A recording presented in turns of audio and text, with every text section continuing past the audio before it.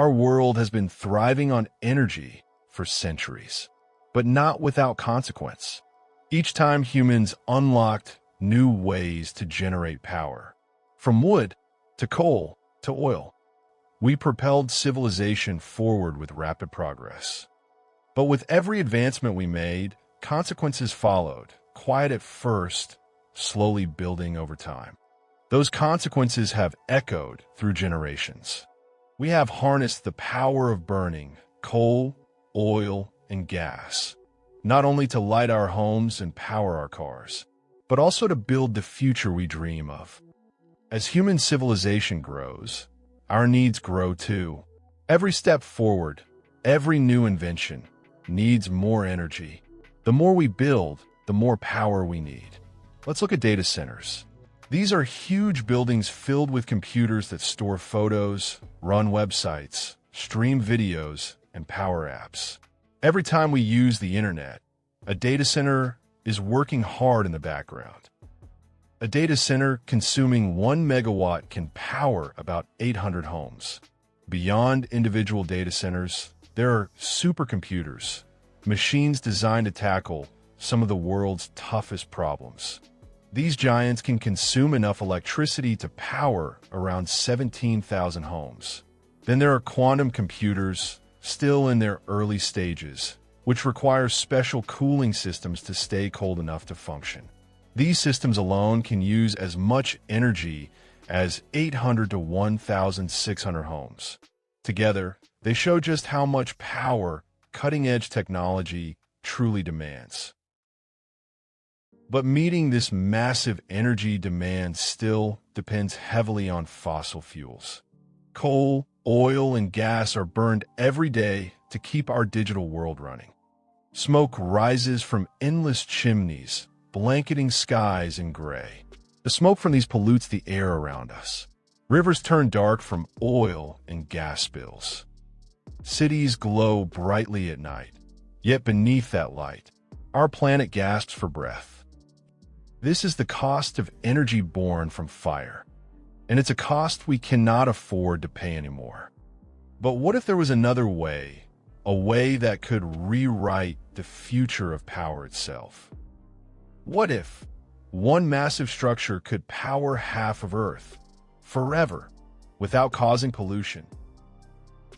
The idea of harnessing the full energy of a star was first proposed by physicist Freeman Dyson in 1960. He came up with an idea, a massive structure built by an advanced civilization that surround a star and harness its energy, just to keep up with their skyrocketing energy demands. The concept of the Dyson Sphere pushed the boundaries of astrophysics and speculative engineering, inspiring scientists and sci-fi creators alike.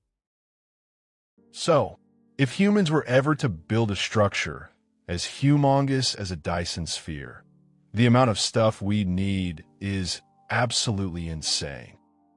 If it was built at 1 astronomical unit from a sun, the shell would have to cover over 600 million square kilometers. Yeah, that's like wrapping 1 million Earths in solar panels. But building something that huge isn't the only problem. But shielding it from the dangers floating around in space is a whole other challenge. If an asteroid the size of Earth slammed into the Dyson sphere at high speed, it wouldn't just leave a dent. The impact could push part of the structure off balance, changing its path. And with the sun's gravity always pulling, that section could slowly spiral inward until it falls straight into the sun. The Dyson sphere concept has evolved over time into several different versions. Not all Dyson spheres look the same. As the concept developed over time, it has taken on different forms, each with its own challenges and possibilities. The Dyson swarm, considered the most feasible version of a Dyson structure, would consist of millions of independent solar collecting units. Let's explore why it stands out among other megastructures. First, consider structural integrity. A Dyson shell, a solid, continuous structure, would require an unimaginable amount of material. Not only would it be an engineering nightmare to build, but it would also face catastrophic risks due to the immense gravitational forces. Any crack, any misalignment, and the entire shell could collapse. The Dyson swarm, however, avoids these risks. The satellites are independent, floating freely in space. Without the need for a single unified structure, each satellite is free to orbit the star in its own stable path. No single failure brings down the whole system. The beauty of a Dyson swarm is that it's modular. Unlike a massive shell, you don't need to build it all at once. You start small with just a few satellites, and as energy demands increase, you add more. Over time, the swarm can expand to capture more of the star's energy without needing to dismantle or rebuild anything. In a Dyson swarm, if a satellite fails, you simply replace it. There's no need for complex repairs to a massive, static structure. Each unit is independent, so you can tweak or replace individual satellites with ease. Maintenance becomes far more manageable. Unlike a Dyson shell, which could face massive instability, a swarm is naturally stable. Each satellite is in its own orbit, carefully designed to ensure gravitational harmony. If one satellite drifts off course, it won't drag the others into chaos. With gravitational stability secured, the Dyson swarm becomes a much more practical and resilient option for capturing stellar energy. Imagine the scale and complexity of managing such a massive network orbiting our sun. Truly a feat of engineering and coordination. But once we hold the power of a star, what comes next? Do we rebuild the world we know, or create something entirely new? Are we solving our problems, or just building new ones? These are the questions that shape everything. But collecting energy is only part of the challenge. Keeping millions of these collectors safely orbiting requires precise coordination. Each of these solar collectors uses tiny thrusters to adjust its path, avoiding collisions with each other and ensuring they don't block sunlight from each other. It's like rush hour traffic in space, but without the road rage.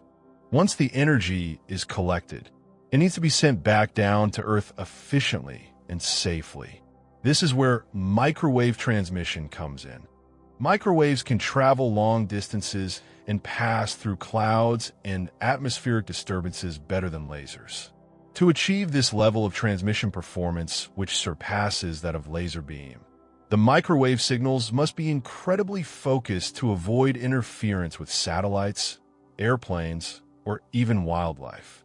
In addition to this, any misalignment could cause energy to scatter in unpredictable ways, leading to potential safety concerns and reduced transmission accuracy.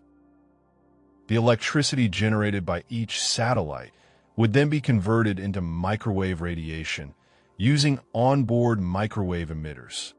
Microwave beams, when reach the receiver station, the beams are then converted to electricity. Conversion efficiencies for these systems can be very high, even exceeding 95% under ideal conditions, meaning that more than 95% of the microwave energy can be turned into electricity, which is really good and shows very little energy is wasted. But this high efficiency only happens when everything is just right, like the devices being perfectly lined up, the distance being ideal, no bad weather or other problems getting in the way, and most importantly, factors like the size of the antennas, both sending and receiving.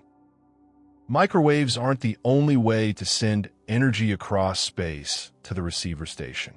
To deliver the collected energy safely and efficiently, scientists have developed several innovative transmission methods.